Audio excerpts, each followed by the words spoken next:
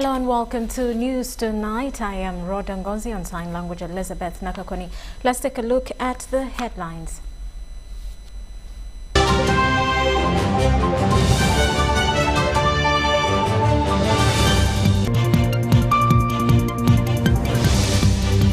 Declares 12.15% interest rate for the year 2021.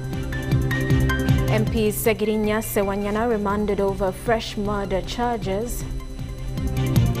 While cases of heart disease on the rise, 25% of Uganda's adult population is hypertensive.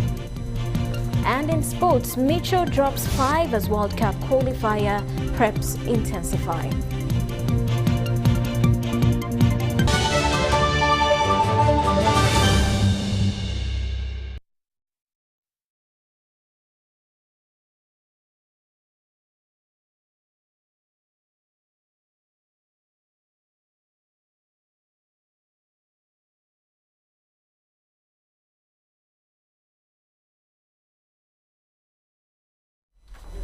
Hello, once again, let's dig into it. 12 million doses of COVID-19 vaccines are expected to arrive in the country by December. This has been disclosed by the Director General Health Services, Dr. Henry Mwebesa. He also has urged the public to embrace the vaccination exercise. Let's take a look.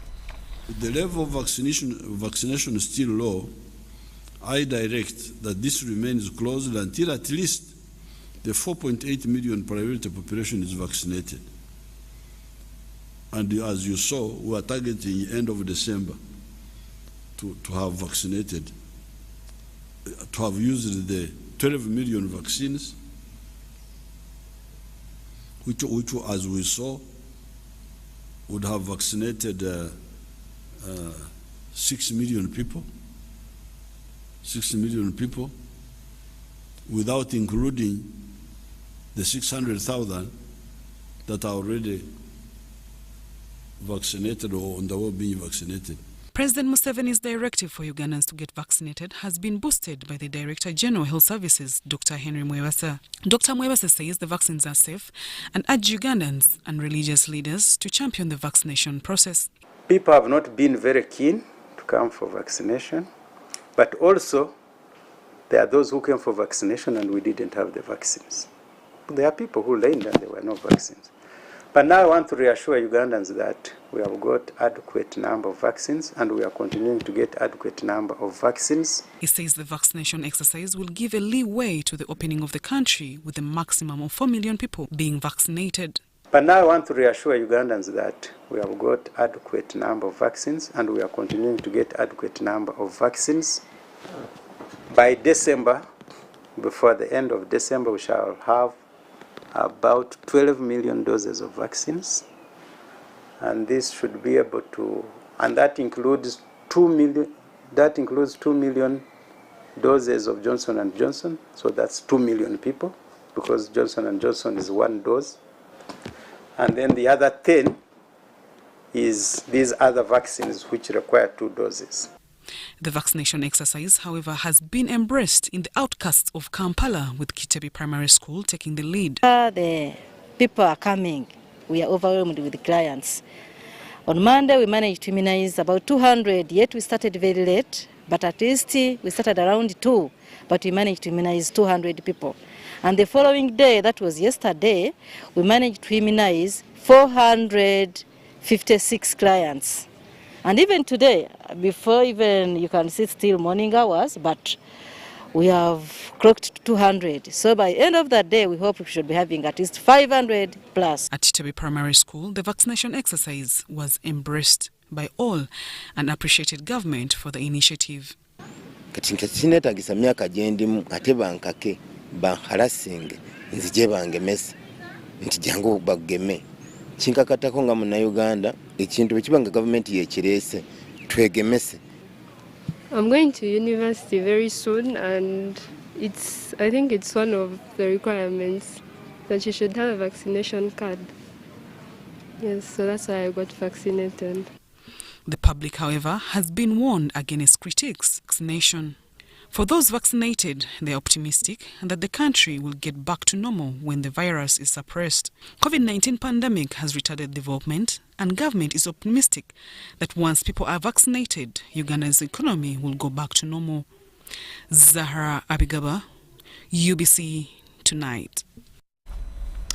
Meanwhile, the National Social Security Fund, NSSF, has declared the fund interest rate of 12.15% of the year 2021, which represents 1.8 trillion. While declaring the interest rate of this year, the Minister for Finance, Planning and Economic Development, Matia Kasaija, assured the members on the benefits of awaiting the NSSF bill.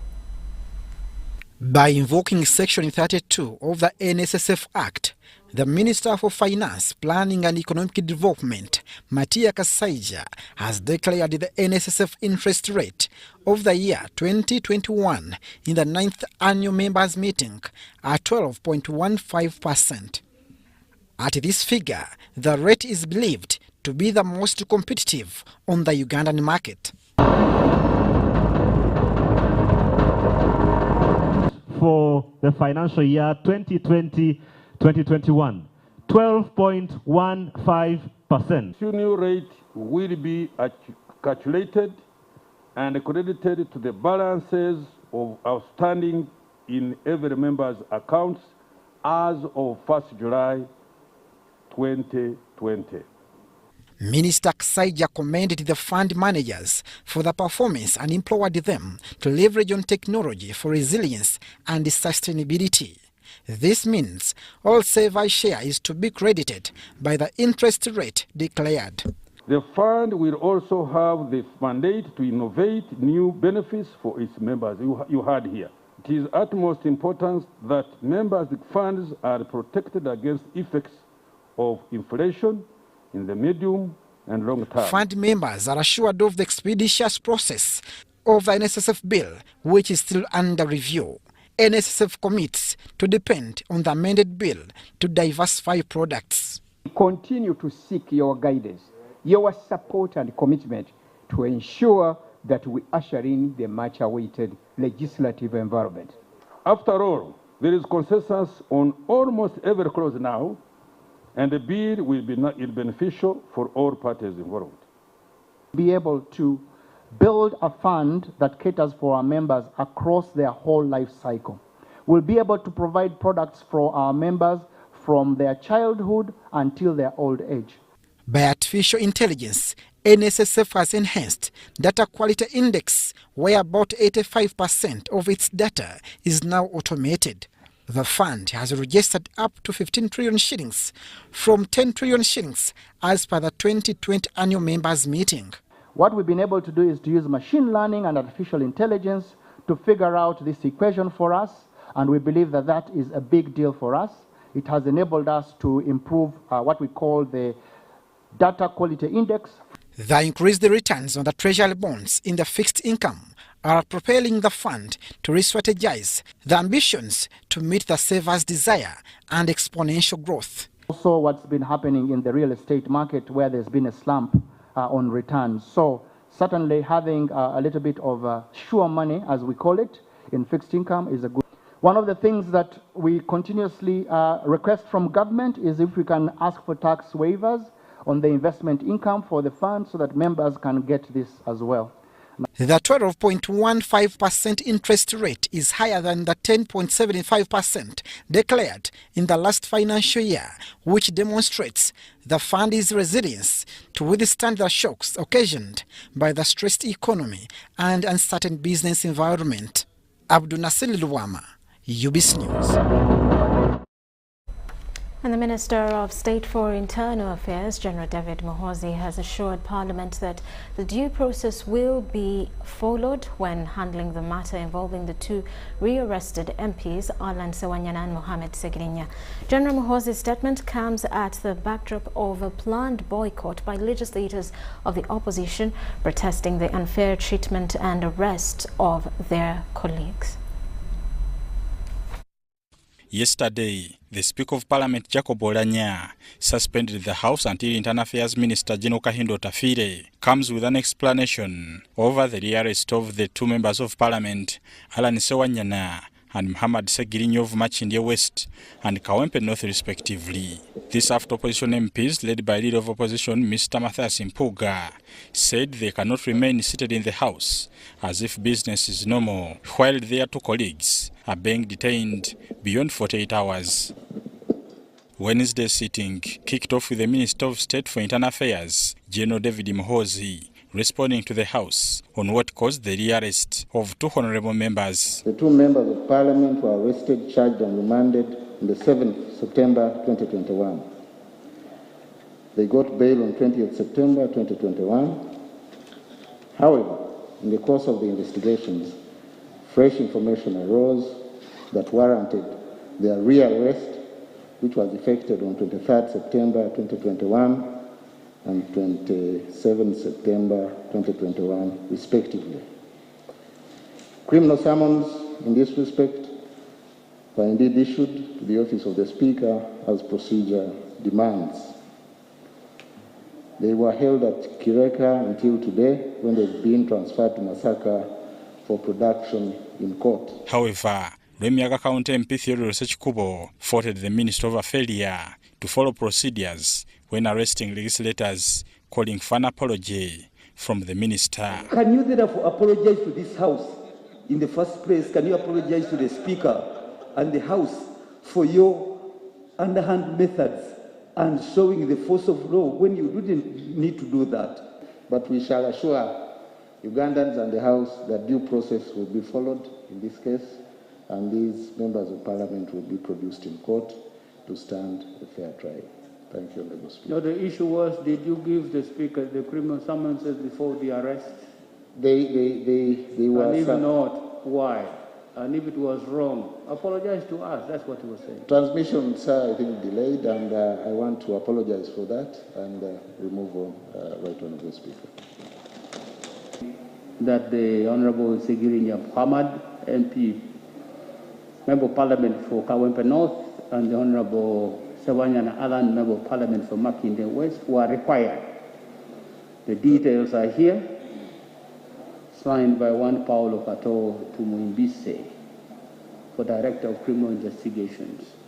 Had this been brought to my attention early, would have not insisted too much on respect of the office of the Speaker in the process of handling members of Parliament. Legislators from the opposition have since declared a boycott to plenary until their colleagues are released. And here we have a position as opposition to boycott the plenary, effective today. Effective today, we are going to keep away from the proceedings of the House, even tomorrow, until this pressure is mounted to even call off the House. We want you to watch the space. We mean business, and we are adamant on the question of boycott until justice is dispensed to our colleagues. Responding to the matter, Speaker Olanya said a meeting between relevant ministries and the leader of opposition has been held.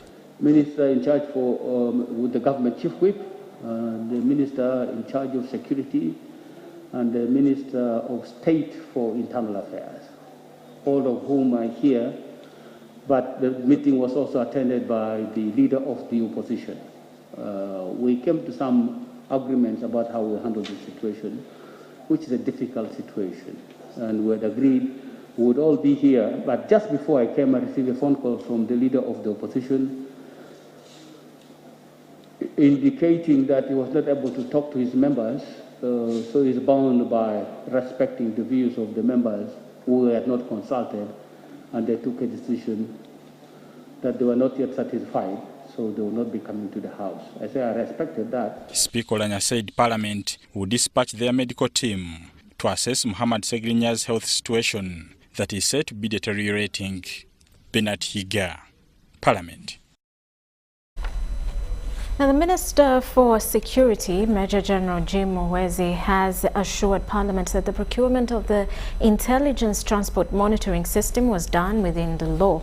He says the system is going to be used in compliance with the laws of Uganda, as it is one of the other avenues to improve security.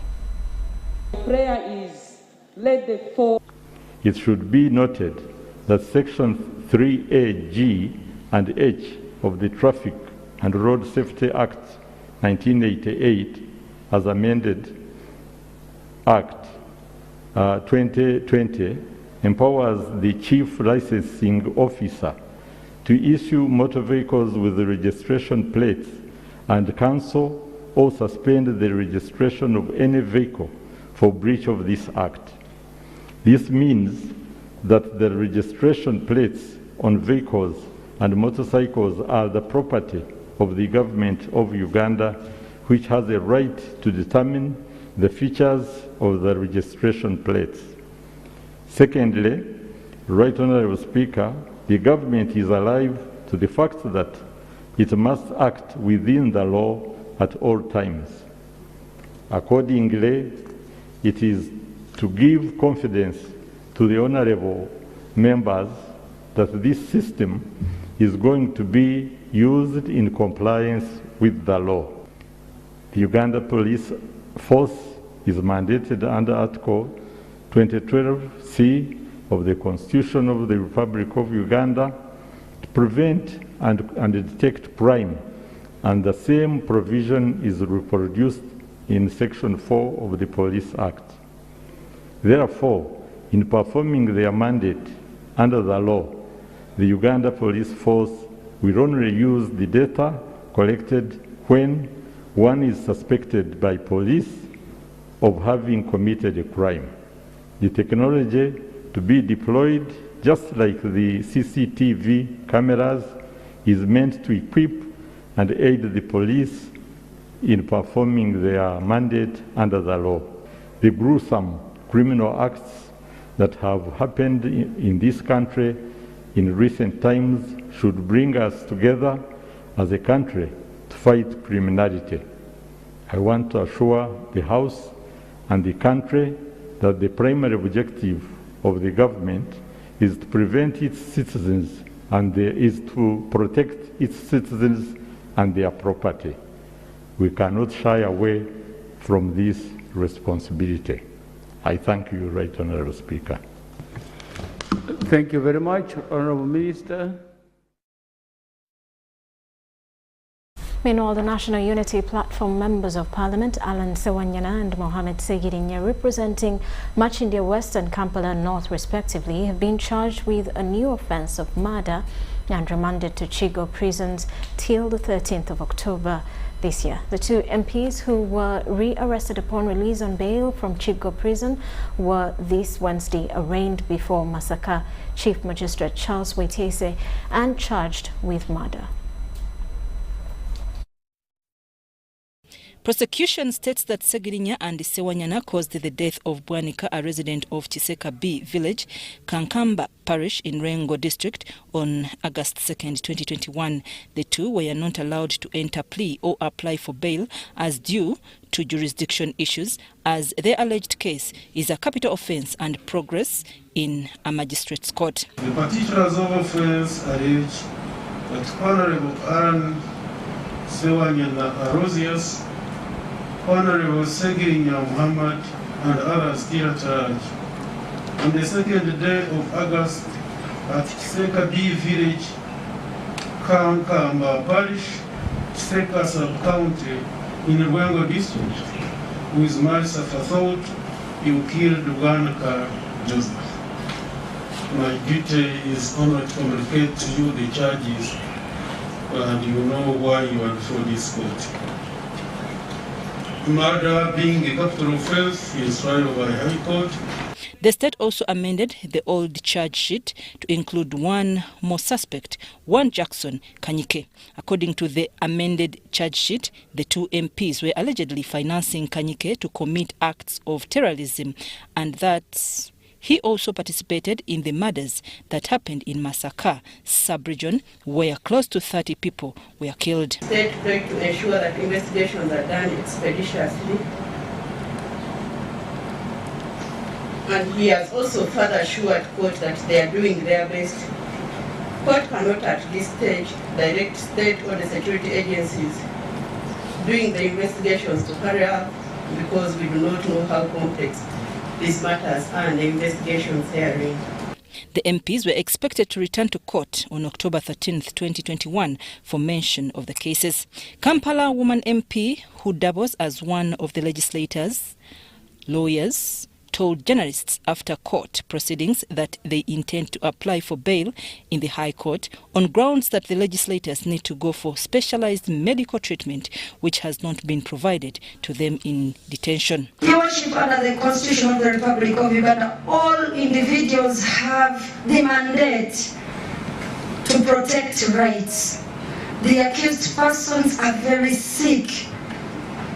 They suffer from renal failure, hypertension, conditions that need specialized medical attention, which is not in Chigo prison. Honorable Alan Sewanyana was re-arrested on September 23rd, 2021 as he walked out of Chigo prison after he was granted bail on charges of murder, attempted murder, and aiding and abetting terrorism.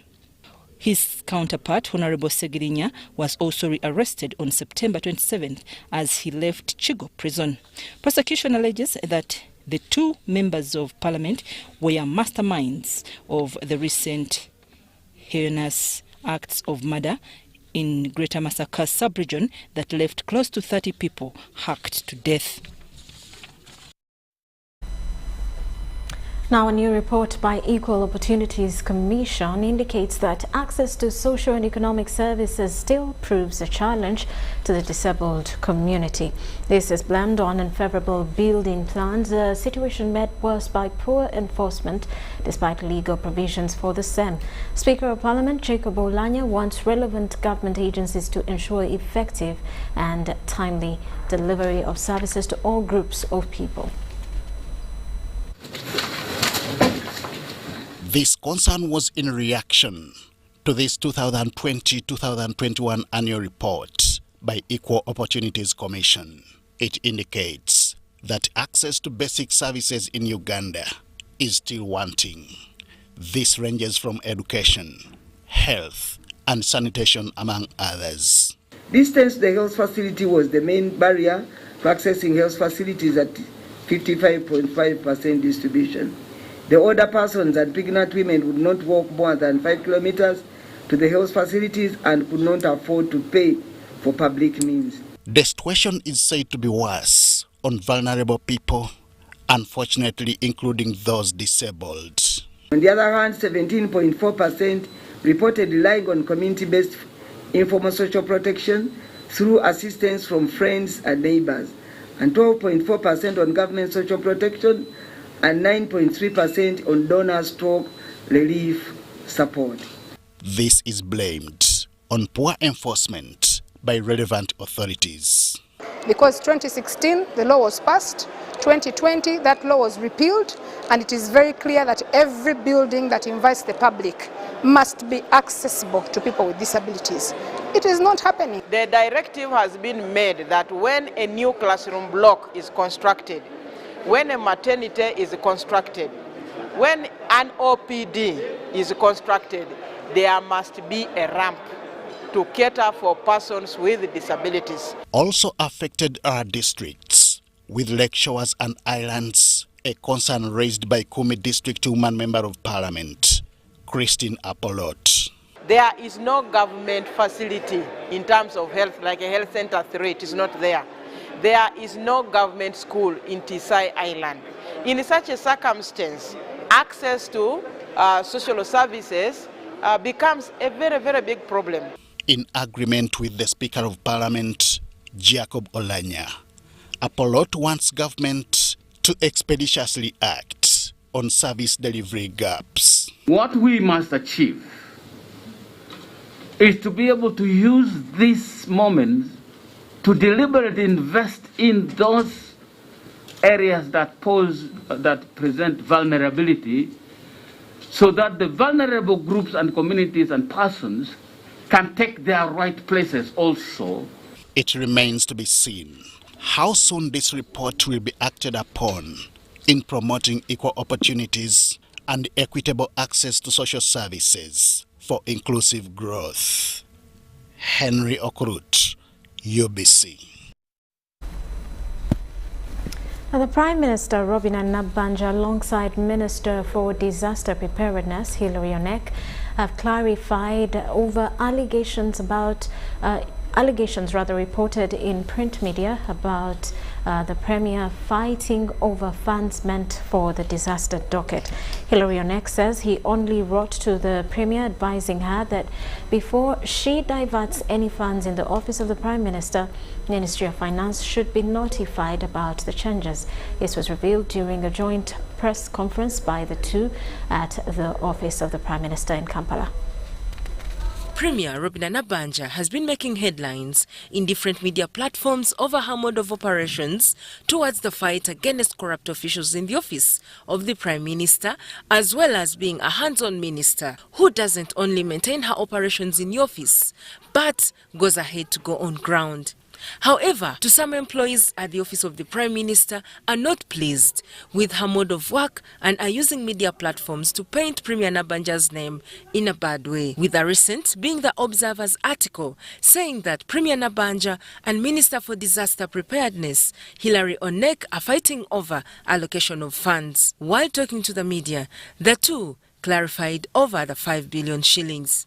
Fellow Ugandans, today morning I got information from my office here that the Observer had written an article on the front page and on the 5th page of how we are struggling for money here.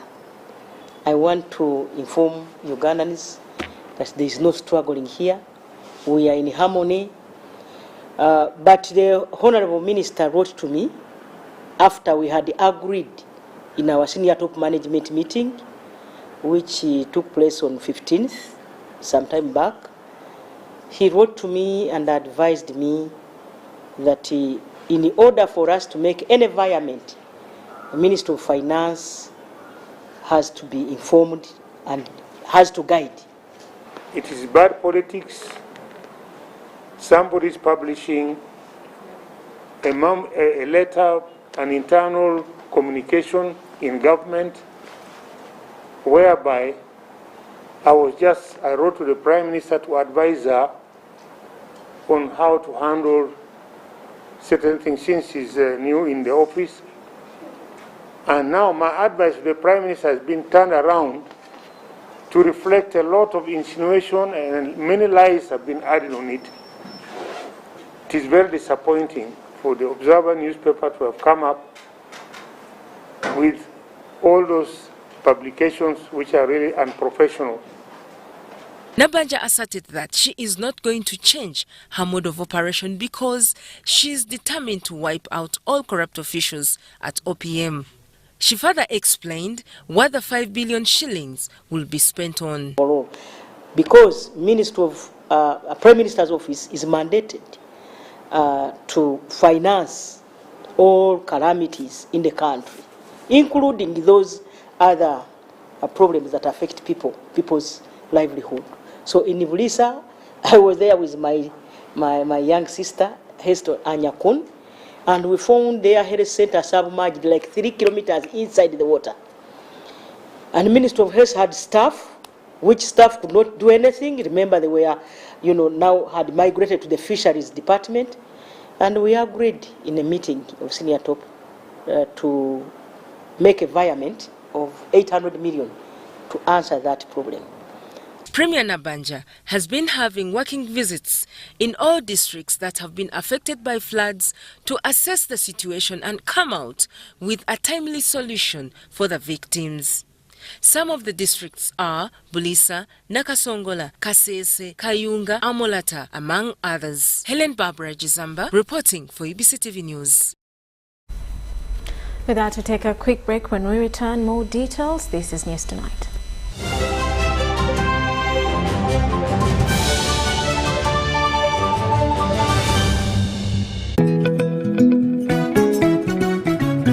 My home, I smile when I think of you, Uganda. My home. My home, I dance when I look at you, Uganda. My home, oh my Uganda. I know, with you I'll always stay forever. I know, because I feel that we belong together. My home, under the sun so bright, under the moon at night, on my heart, mommy, oh my Uganda. Hey, mama. At MTN, we look forward to starting another exciting journey together to grow our home, Uganda.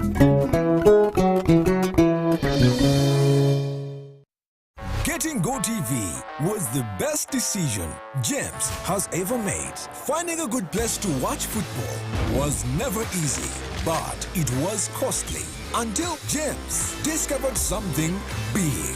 Now he can finally enjoy the benefits of homegrown advantage with a decoder and 1 month of GoTV value. For just 25,000 shillings, enjoy the world's biggest leagues and cap competitions. GoTV Uganda, love it. You know, you could just buy a new smartphone from anywhere in Uganda.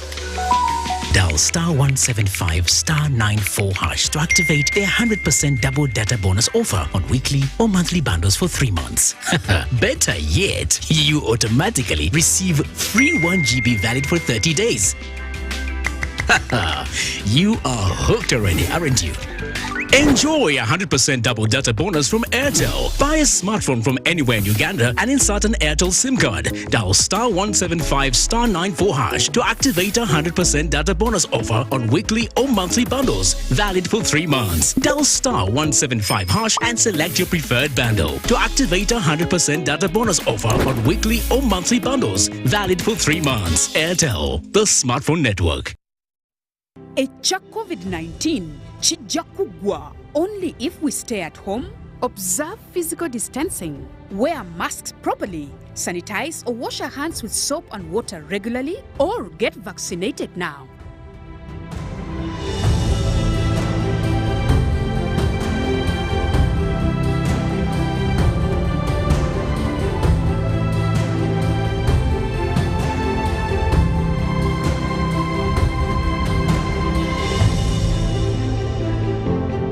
These days, our homes are no longer just the places we live.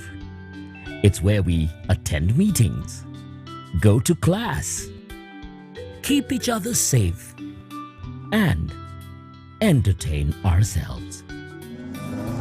To do this smoothly, you need a reliable internet connection.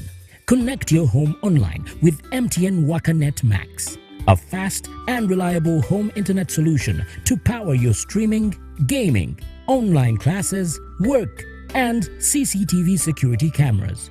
The MTN WakaNet Max starter kit comes with a free 4G router, SIM card, and 35 GB bundle with no validity, all at 245,000 Uganda shillings. Visit any MTN service center to sign up. Everywhere you go, MTN.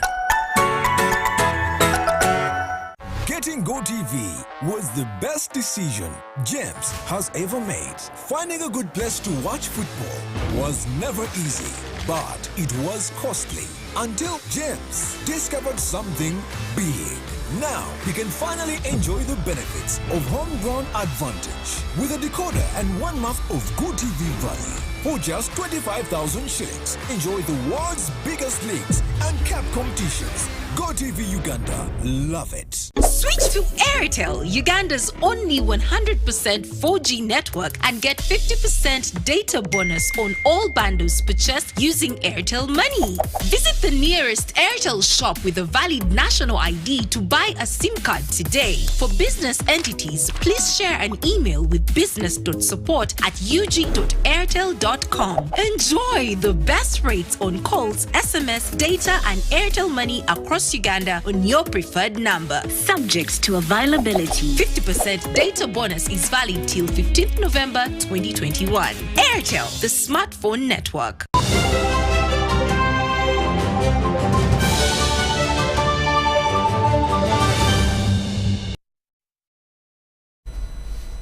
Welcome back. You are still watching News Tonight. Now, do you religiously rely on weather forecasts, or are you a skeptic? Have you just given up on weather forecasts? Today we have the right person in studio to tell us more about weather. Let's talk about weather.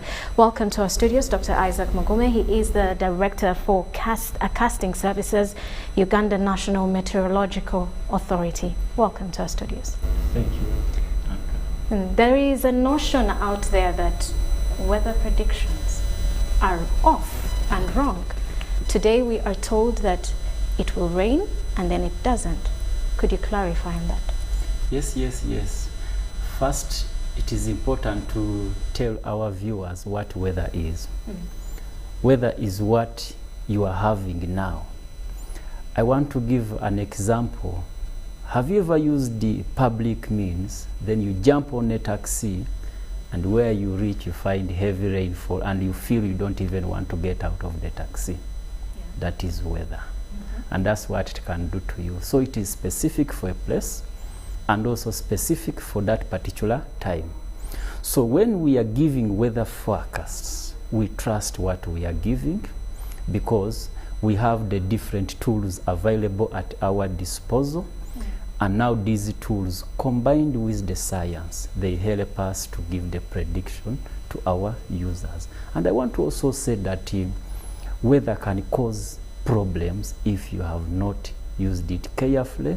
If we have given you a warning and you have not taken it, then you are likely to fall into a trap or to fall into a possible problem which can cause disaster for your life. So tell us a bit about these weather systems you use to predict the weather in layman's language.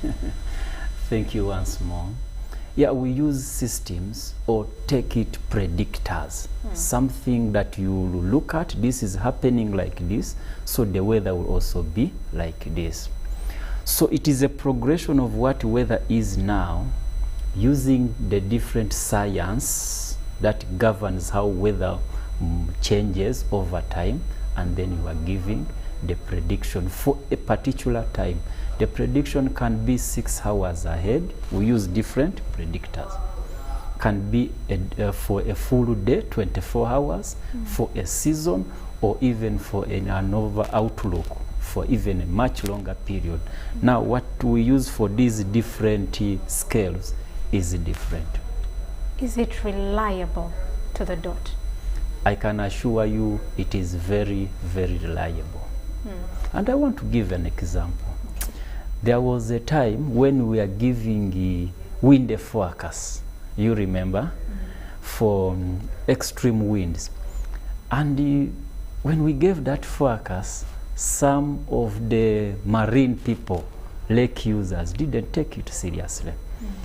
But they gave us feedback that you people, you saved us our lives. So this weather forecast is accurate to the point that, for example, if I give a scattered or isolated shower, it will rain, for example, in Luzira, and not rain in Nakasero here. So if you are in Nakasero city center, then you say these people are lying us.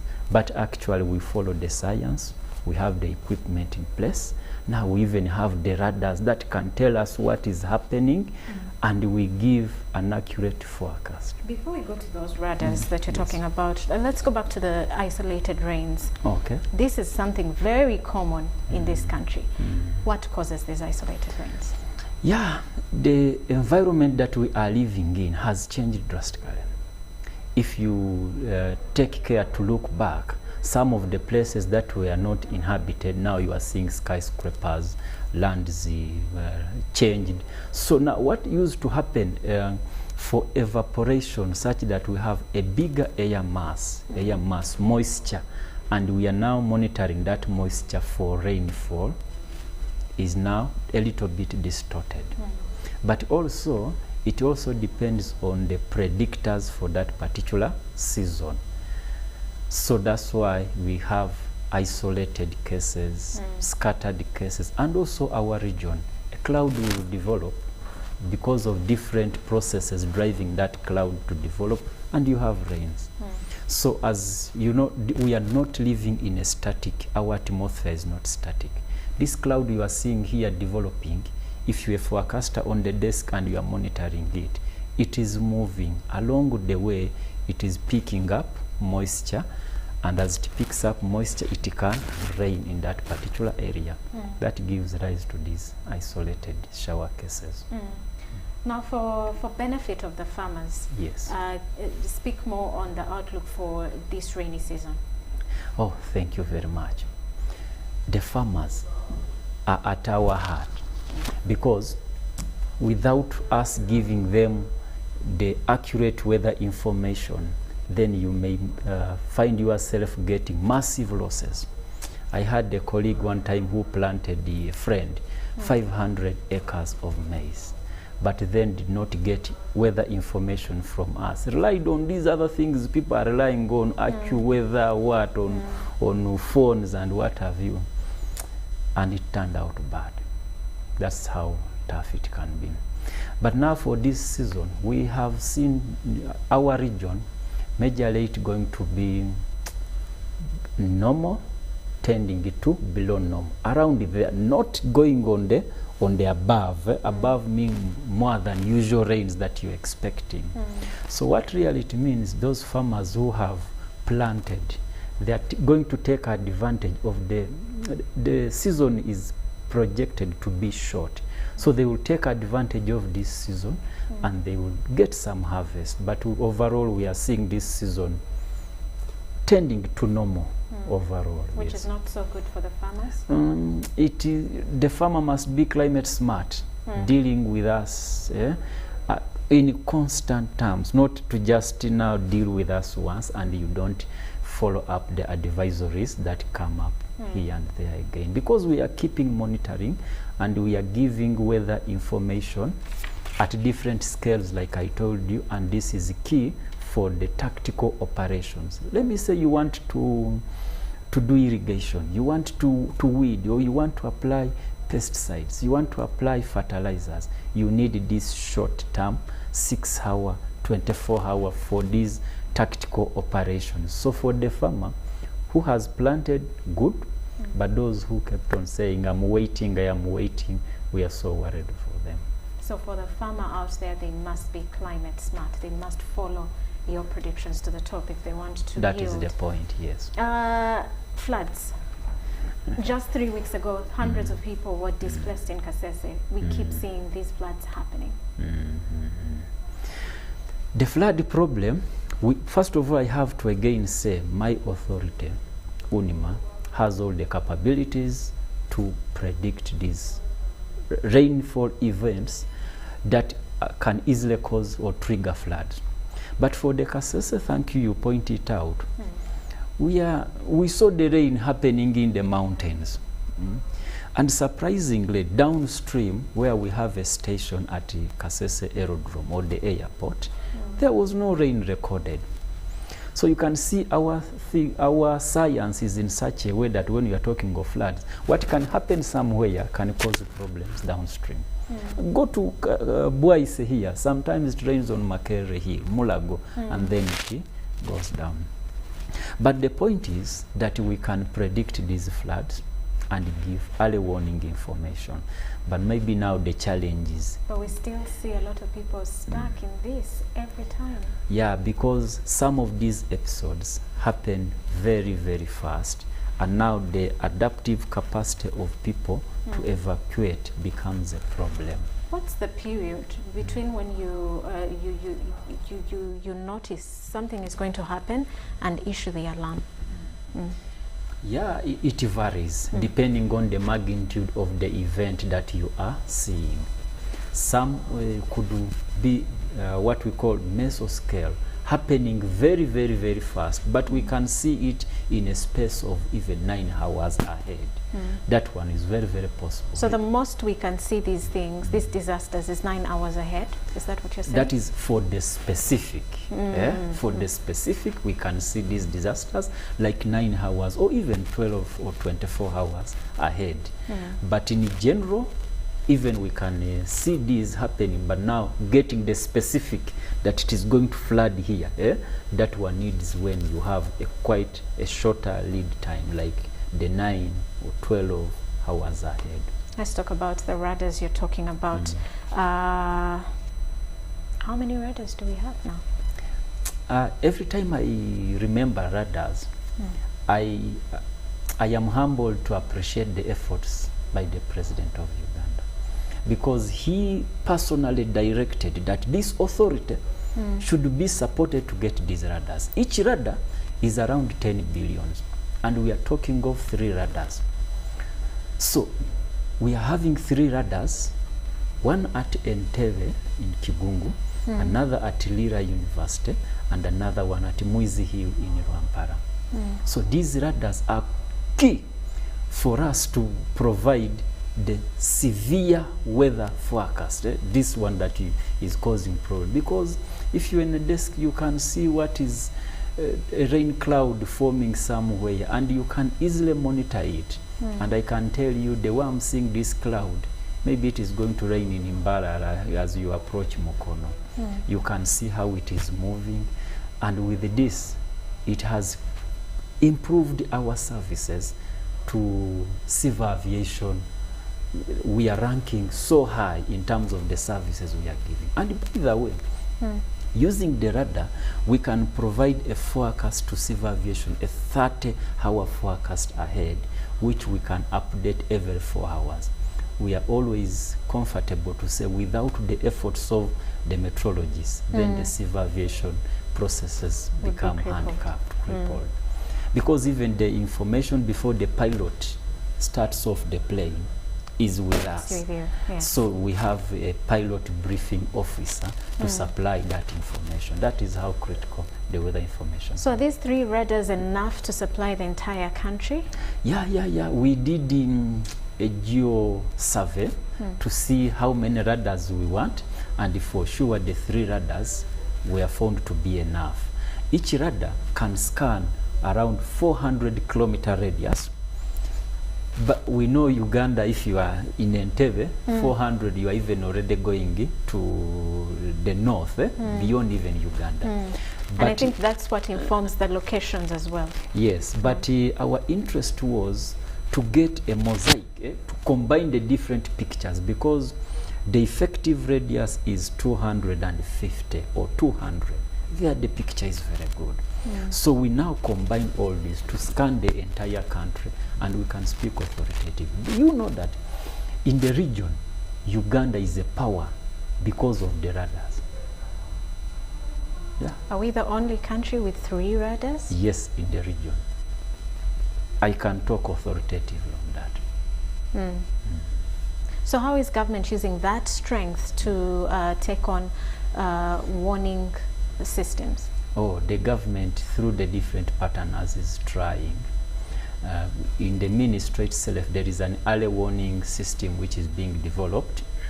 And also there is a project starting in the Karamoja region to leverage on the information given from the meteorology side to inform users. But maybe the other thing will be, if we go back and we lose authority status, if we'll be in position to maintain these kind of heavy installations that the government has invested in. But for now, as authority, we are managing very well the installations, and the government, we are in touch for this. Thank you very much, Doctor, for speaking to us about this. With that, we take a quick break. When we return, more details. This is News Tonight.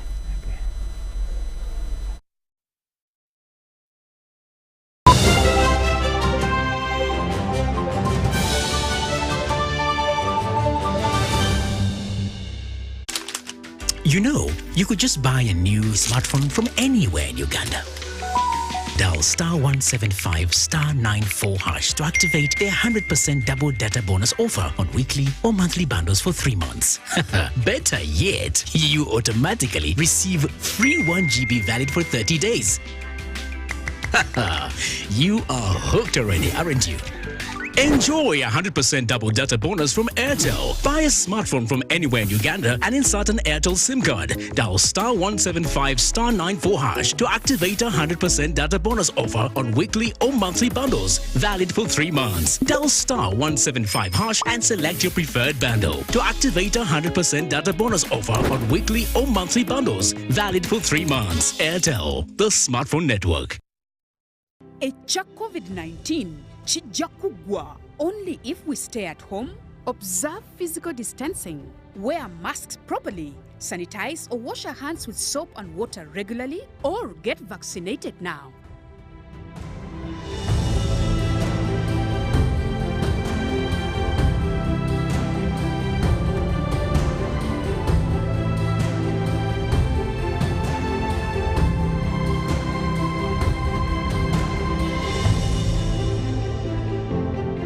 These days, our homes are no longer just the places we live.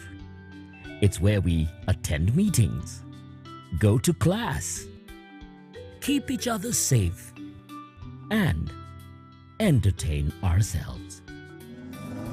To do this smoothly, you need a reliable internet connection. Connect your home online with MTN WakaNet Max, a fast and reliable home internet solution to power your streaming, gaming, online classes, work, and CCTV security cameras. The MTN WakaNet Max starter kit comes with a free 4G router, SIM card, and 35 GB bundle with no validity, all at 245,000 Uganda shillings.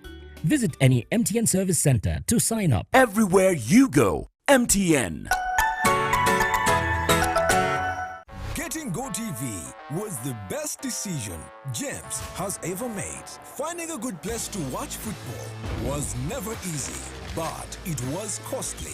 Until James discovered something big.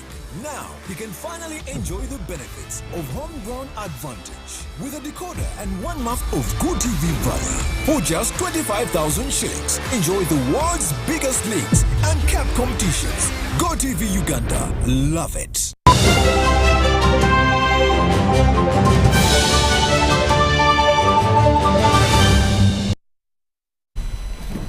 Welcome back. This is News Tonight. Cardiologists have raised a red flag over the increasing cases of heart-related diseases. Now, statistics from Uganda Heart Institute show that 1 in every 4 adults have high blood pressure, which implies that 25% of the adult population in Uganda has heart complications.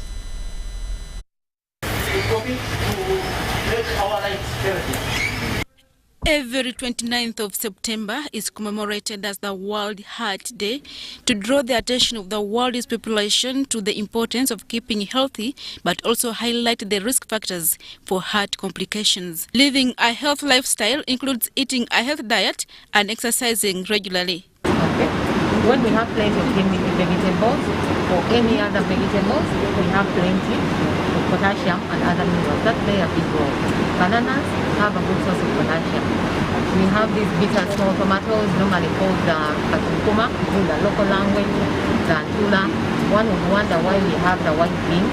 They are good sources of potassium. It helps the heart. We have a lot of iron sources in black beans. According to Uganda Heart Institute, 1 in every 4 adults have high blood pressure, and this represents 25% of Uganda's adult population. That population, that magnitude, did not even reach, let me say HIV at its peak, did not reach that magnitude. So if we are to correct it, the type of mobilization that we need as a nation should even be bigger than the mobilization we had for HIV. Unfortunately, 80% of people with hypertension are not aware that they have complications, qualifying heart-related diseases as silent killers. Dr. Charles Musoke, a consultant cardiologist at Nakasero Hospital, advises that adults need to do a heart screening at least once a year. Blood pressure, including high cholesterol levels, including vessel diseases, like if you have blocked vessels, if you have clots in the vessels, all of them we have capacity to screen for them and manage them. So, for example, if a person comes with high blood pressure, we are going to check you, measure your blood pressure and put you on treatment. If you come in with a heart attack, for example, if you have maybe high cholesterol levels and you come in with a heart attack, we have the capacity to examine you, to do the investigations, including what you call an ECG and an echocardiogram. We can do blood markers to know that you have a heart attack, and we have what you call a catheterization lab, or a lab where we can take you, we check your vessels and we open them up if you've gotten a heart attack. Sadly, the number of children being born with heart complications is also increasing. And that translates to 1.6 million babies born in our country per year. Now, of those 1.6, 16,000 are born with a heart defect. 16,000. That is a whole university. Minister of State for Health in charge of primary health care, Margaret Muhanji, confirms that government is to invest $75 million to make Uganda Heart Institute a center of excellence in the management of cardiovascular diseases. And instead position Uganda as a medical destination within this Great Lakes region, as reflected in the NDP 3. This year's World Heart Day is running on the theme, Use Your Heart to Connect, harnessing the power of digital health to improve awareness, prevention, and management of cardiovascular diseases. Adiana Kuti, UBC. Now, members of the Judicial Service Commission and those from the Uganda Human Rights Commission, including the Commission chairperson, have taken their oath of office at a function officiated by the Chief Justice Alfonso Winyi Dolo. The Chief Justice urged the sworn-in members to play their role in accordance with the oath, that's in accordance with the oath of office they have occupied and the Constitution without fear or favor. It was during this function that the Chief Justice revealed the judiciary's target of putting up a Chief Magistrate Court in every district. The members who took oath of office include Chairperson, Uganda Human Rights Commission, Maria Wangadia, Sharifa Lukwago, Member, Crispin Kaheru, Atuhaire, Father Simon Lokodo, and Okelo Jimmy, a member at the Judicial Service Commission Committee. I, Lokodo Simon, swear that I will not directly or indirectly communicate which shall be brought under my consideration or shall come to my knowledge in discharge of my official duties. And truly exercise the functions of a member of the Uganda Human Rights Commission. And do right to all manner of people in accordance with the Constitution. or as may be specially permitted by the President. So help me God. Do not do it to please anyone. That is without fear or favor. And do not have affection. We all have affection. I may have affection for Father Lokodo because the priest is very well in charge or this. But when it comes to the wrong he has done, I'll say, well, it is you and the law. You're on the wrong side of the law. That when in terms of owning this country called Uganda, there is nothing like the highest or the lowest person. We are at par. It's like in the face of the law, we are all at par. So in the exercise of your function, please be firm. The rights you are being asked to protect, to defend, to promote respect for, are provided for in Chapter 4 of the Constitution. You will all familiarize yourself with the Constitution. You will be able to have an expanded high court in this country. We should be having a high court in Apache, which is your place. By that time, we should be having a high court in Apache, in Kumi, Luero, probably Mitiana, I'm not sure where. Will we able to have a magistrate grade 1 in every constituency in this country? We pledge to your Lordship and to the people of Uganda and all stakeholders that we will perform our duties without fear or favor. It's our view, my Lord, that all our functions are equal, very important, none of which is superior or inferior to the other. Hence, we will devote all our energies, focus and resources to all of them equally.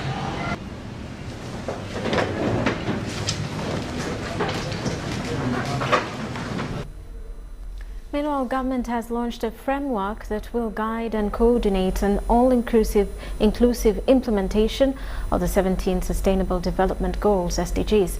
The framework has been reviewed during a stakeholders' engagement with the Uganda Parliamentary Forum on SDGs.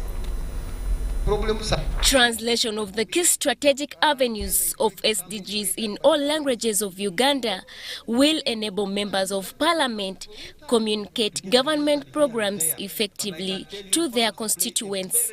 So we are going to make sure that all the districts are visited, they are localized, and we have champions of SDGs. So the purpose is to ensure that SDGs solve world challenges through partnerships. We have now the Secretariat for SDGs, which is responsible for steering the coordination to support all the stakeholders in the implementation. Government ministries, departments, agencies and civil society have had an engagement to ascertain the progress and implementation of SDGs in the country.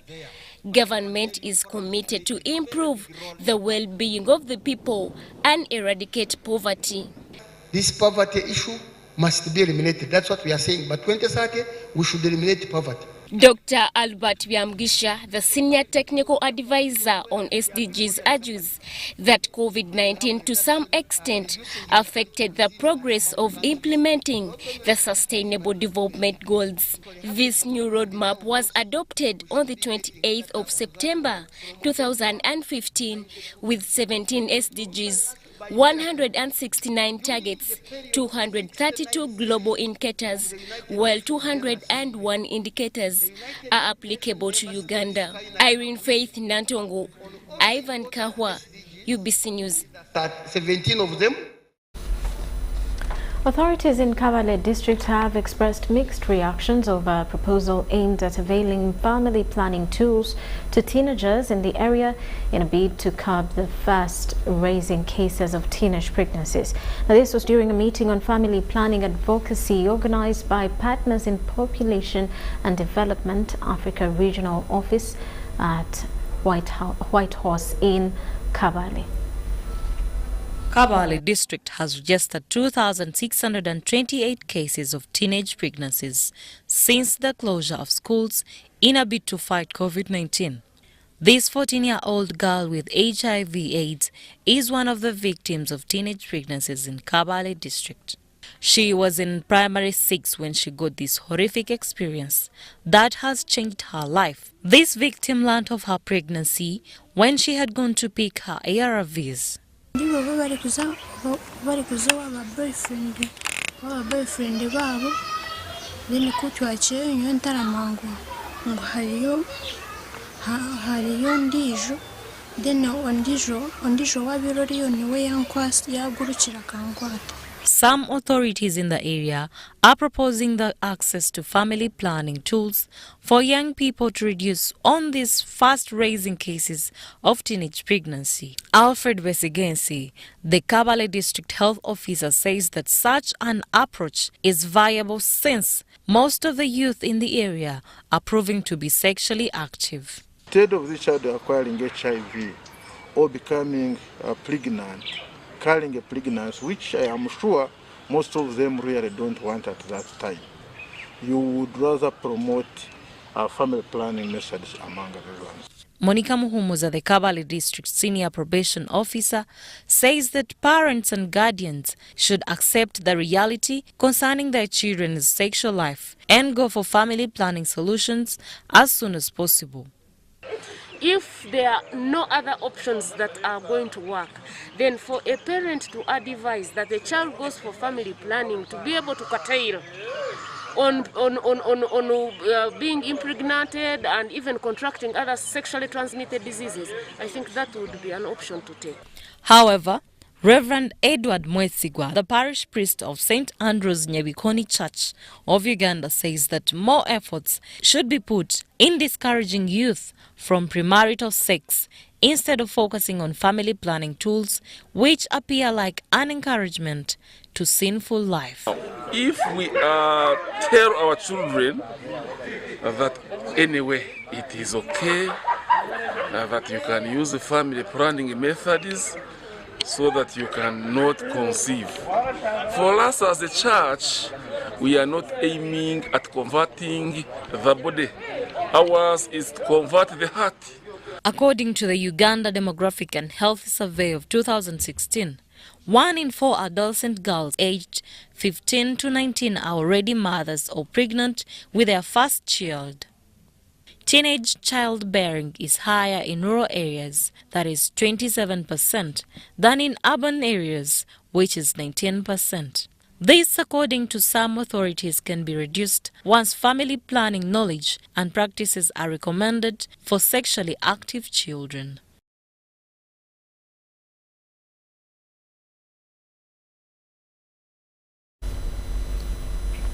Now, the Foreign Commonwealth Development Office, together with Irish Aid, has decided to pull out from funding the operations of social assistance grants and empowerment in Uganda. The withdrawal means that Uganda government will take full charge of the elderly project in Bushenyi, including both operational and administrative costs. These donor agencies have supported the Ugandan government in the implementation of different projects for close to 10 years, but come next year, June, they will stop their funding. Had signed a memorandum of understanding with United Kingdom and Ireland to support the operationalization of the Social Assistance Grant and Empowerment Project, SAGE. But come June 2022, these will pull out, leaving the Ugandan government to take full charge of the elderly program. And so we feel that it's time to step back, and as we enter into the final year and a half of international support for this program, it's due to finish at the end of 2022. We are working actually even more closely with the government of Uganda to make sure that what we pass over is in good shape and everybody knows what to do. And you know, we've been working together for a long time on this. The team leader for Foreign Commonwealth Development Office here in Uganda, Lorna Hall, says they have been supporting government for now 10 years and feel it can fully handle both the payments and administrative costs for the SAGE program. The donor agencies have been supporting the Ugandan government in funding all the operational and administrative costs for the SAGE program. And so, as I said, as we go into the final months of the international support for this program, we're really focused on making sure that what we leave behind is a really strong capability to continue. As you know, everything has got the beginning and there has to come an end. Again, we expect that there is going to be an evaluation. And our preliminary talking with them right now, they are also wondering that how do we put investment in a program for quite a number of years, a decade plus, and they can't pull out just like that. Under their support, government has been able to pay 304,155 senior citizens across the country, with only 4,100 missing to get paid over issues related to their national IDs. Now that they have decided to pull out, what sustainability plan does the Ugandan government have for the SAGE project? Government is undergoing through the budget process. And in the budget process, we are trying to include these costs into the government of Uganda budget to make sure that the government will take care of, first of all, the biggest one is beneficiary payments, the grants. Then secondly, you cannot have the grant without having people who are going to deliver it. The pullout of the UA and Irish aid has since hit hard local leaders in Bushenyi, with majority skeptical whether the government of Uganda will be able to continue paying the elders their monthly funds on top of meeting all operational costs. We are requesting even the children also to support you. If the government can withdraw and you have the children already that you produced, they should help you. Government already knows that they have a constituency of people whom they are supposed to take care of. My only worry is that, one, if the government is not going to take care of, maybe we shall scale down staff.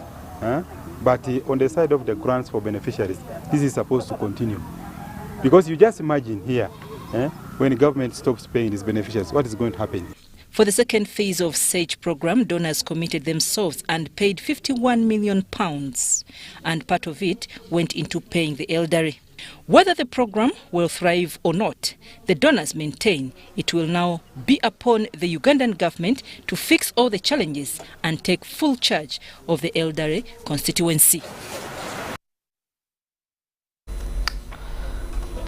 Efforts to improve Uganda's agricultural sector are being discussed by key stakeholders in a retreat at National Leadership Institute in Chankwanzi. Now, the retreat aims at finding lasting solutions for an improved value chain while also working towards achieving the NRM manifesto.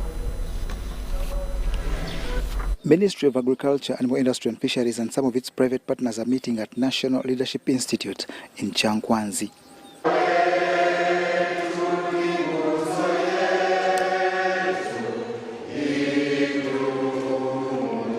The aim is to forge a way forward for the sector on which the country heavily relies, with matching priorities to budget, sustainable agriculture and the value chain high on the agenda. We are here as Ministry of Agriculture and our agencies to first of all unpack, split together, define together what is our work, how do we understand it, all of us, do we all have the same understanding?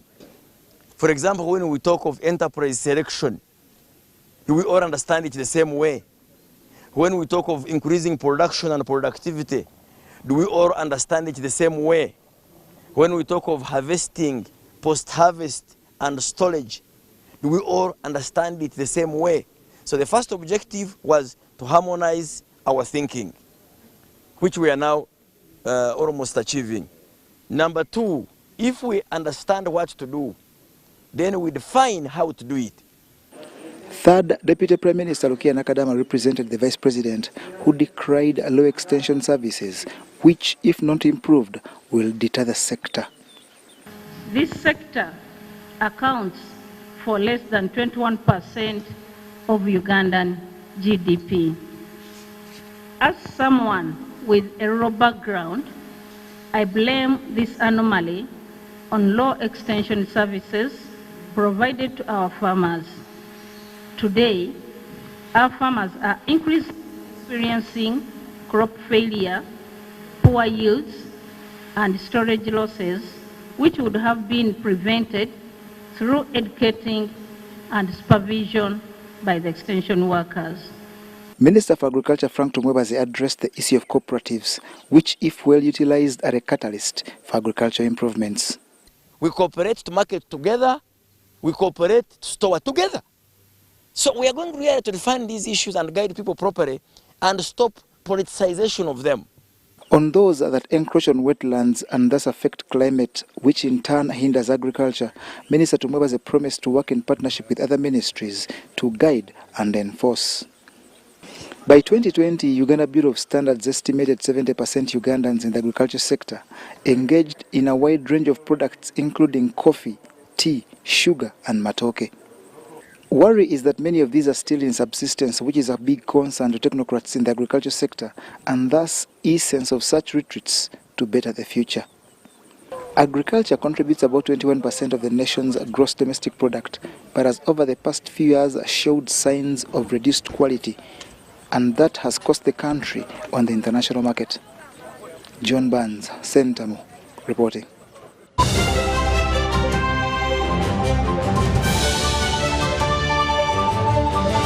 Be a Alert! Do not share your Airtel Money PIN number with anyone. Airtel Uganda employees will never ask for your Airtel Money PIN number on call, SMS, or by email. All SIM card registrations, SIM card verifications, or SIM swaps are done at clearly branded Airtel shops and not on phone. To report any fraudulent activity, please call 100 immediately. The official calling number for Airtel promotions is 0200 100 100. Stay alert on Airtel Money. Instant, secure, borderless.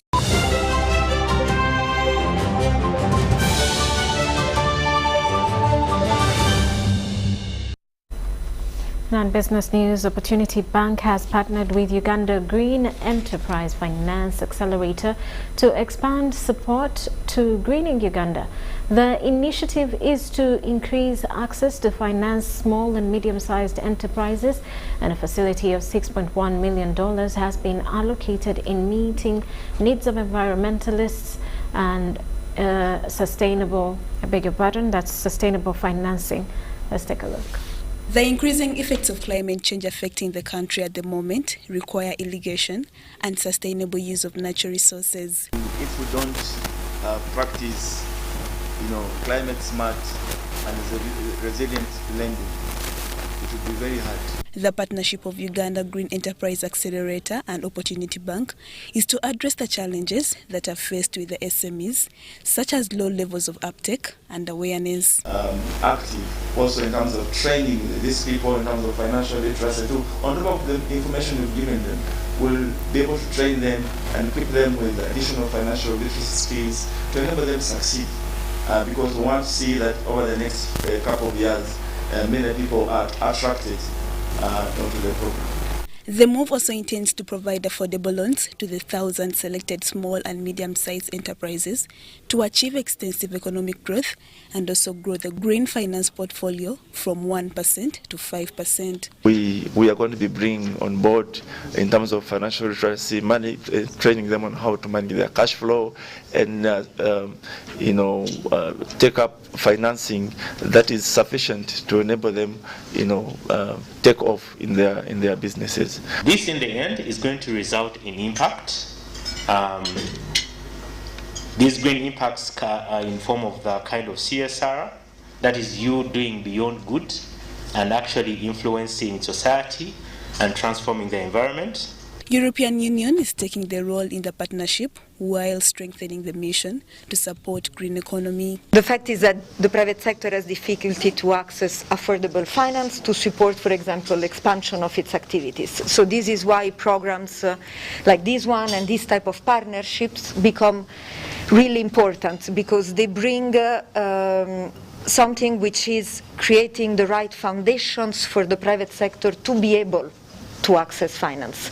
The fund is targeting a big number of small and medium-sized enterprises, and a facility of $6.1 million has been allocated by Opportunity Bank to expand support in greening Uganda. Lydia Chomkama, UBC News.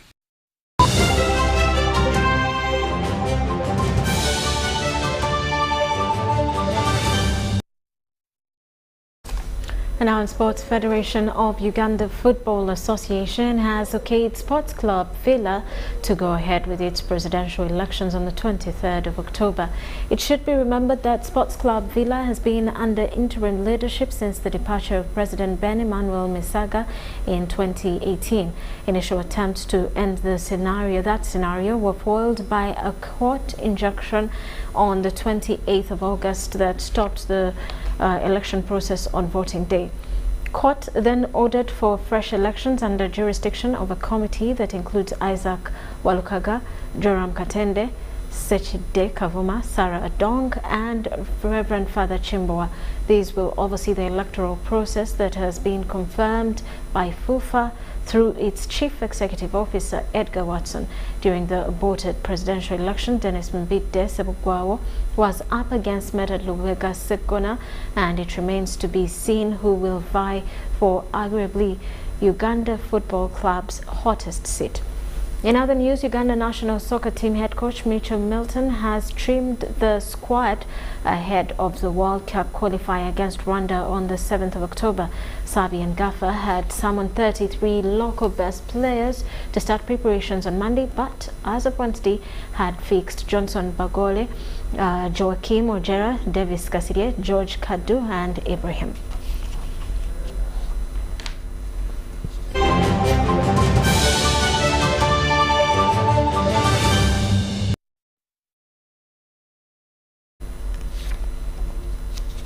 And with that, let's take a look at the top stories for the night.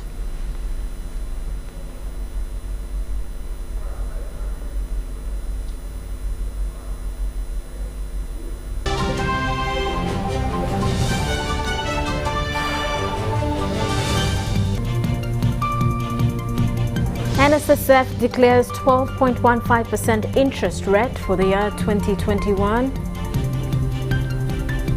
MPs Signologist remanded over fresh murder charges. And cases of heart diseases on the rise. 25% of Uganda's adult population is hypertensive. And in sports, Meteor drops 5 as World Cup qualifier preps intensify.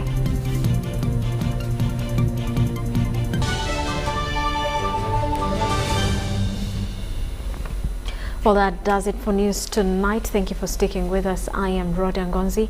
Have yourselves a lovely night.